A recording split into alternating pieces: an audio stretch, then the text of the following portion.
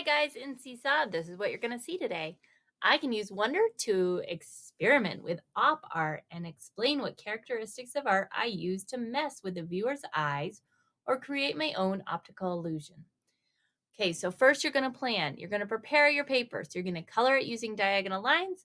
You're going to flip it over and you're going to measure it with your thumb and make little lines, and you're going to number it and cut. There's directions in the video.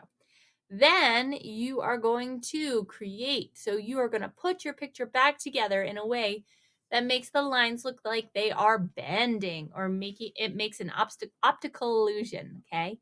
And then you're going to reflect. You're going to explain what characteristics of art you use to create your optical illusion.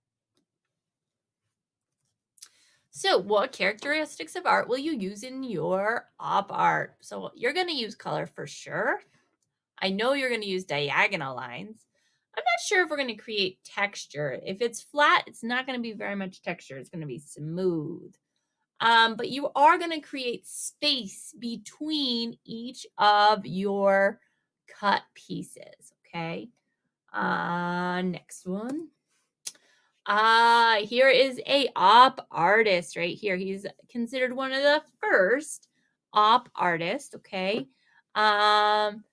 He was French, and his zebra op artwork right here was one of the first op art creations ever to be created.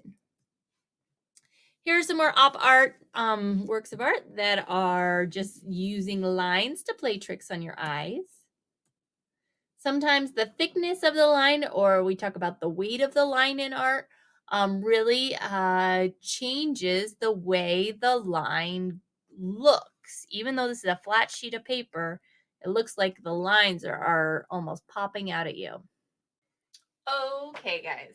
This week we are going to need paper. We're going to need markers, crayons, colored pencils, something to make color. Okay, and then you're going to need some sort of background. So you would like to use all diagonal lines and see if you can bend them. Let's see what happens. Then you are going to flip your paper over and you're going to measure out with your thumb 12 little lines on both sides of your paper. Then you're going to write the number 1 through 12 underneath your line. Then you're going to connect your two little dots with a line. If you have a ruler, go for it.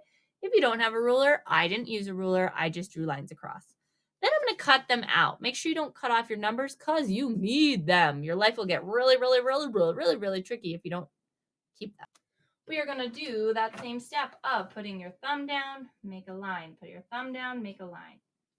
Thumb down, make a line. 3, 4, 5, 6, 7, 8, 9, 10, 11, 12. That's our goal. So thumb down, same thing on the other side. 1, 2, 3, 4, 5, 6, 7, 8, 9, 10, 11, 12.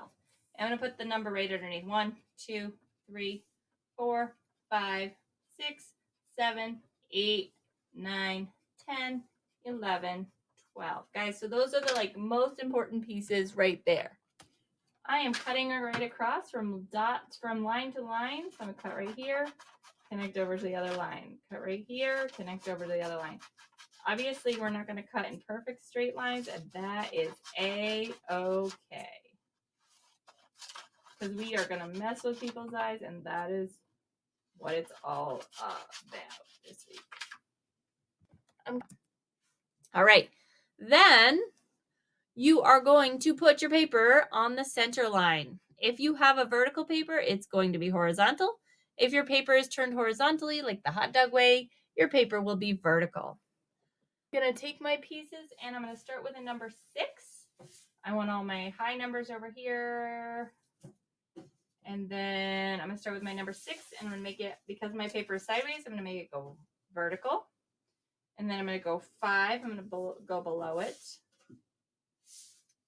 Make sure they have the same direction, where the numbers are all on the same side. 5, 4,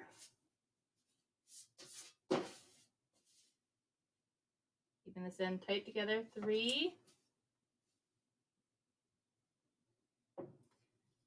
2,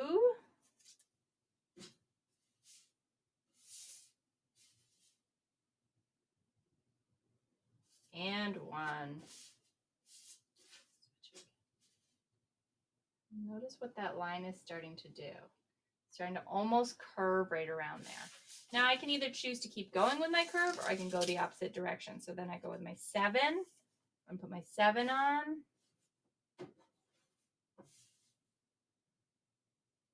And my 8. Curving it still. 9. And notice that they move because I'm not gluing them. That's going to happen to you guys, or you can glue. 10.